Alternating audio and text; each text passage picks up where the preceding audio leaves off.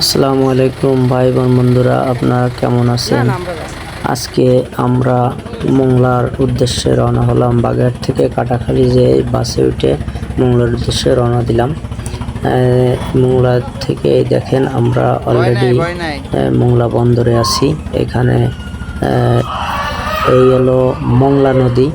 এখানে দেখেন এই ফেরিঘাট, এটা হলো ফেরি এবং নদীর ওপারে দৃশ্যগুলো দেখা যাচ্ছে সুন্দর। এই মোংলা নদীটি আগে অনেক বড় ছিল, এখন ছোট হয়ে গেছে।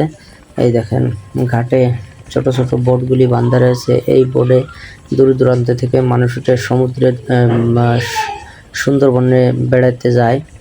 ওখানে করমজল নামক একটি জায়গা রয়েছে, সেখানে এই বোটগুলি দিয়ে ওনারা যেয়ে থাকে। আর ওপার আরো দূরে যে কিছু বোট রয়েছে, এগুলো মাছ ধরার বোট। এইখান থেকে আমরা এখন একটি বোটে উঠে কিছু দূর ঘুরবো, সেই উদ্দেশ্যে রওনা দিব। দেখেন কত সুন্দর মনোরম দৃশ্য এখানে রয়েছে।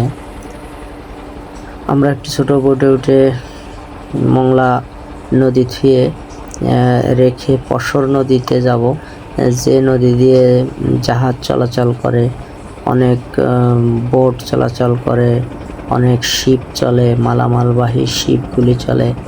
এবং এই পশর নদী দিয়ে দেশ বিদেশ থেকে শিপে করে এবং জাহাজে করে বিভিন্ন প্রকার গম, চাল, ধান আসে এই বন্দরে।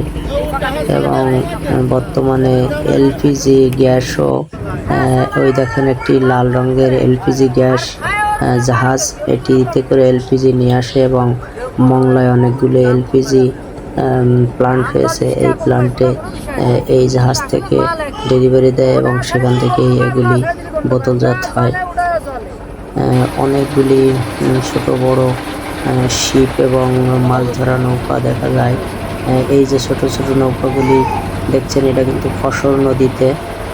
এই পশর নদীতে এই ছোট ছোট নৌকাগুলি ইলিশ মাছের জাল পেতেছে এবং এরা ইলিশ মাছ ধরে থাকে। ইলিশ মাছের সাথে আরও অন্যান্য মাছও ধরে, তবে আমরা দেখলাম এরা ইলিশ মাছ ধরার জন্য ইলিশ মাছের জাল পাতছে।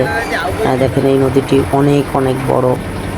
যেহেতু এখানে বড় বড় জাহাজ দেশ বিদেশ থেকে আসে, তো বড় হওয়াটাই স্বাভাবিক। আমরা এক নদীর এক পুল পাশ ধরে যাচ্ছি এবং এই পাশের সকল দৃশ্যগুলো আমরা মনোমুগ্ধকর দৃশ্যগুলো আমরা উপভোগ করছি। এই দেখেন এই হলো নদীর একটি সাইড। তবে এই যে ঘন বনগুলো দেখতে পাচ্ছেন, এগুলো সুন্দরবনেরই। এগুলো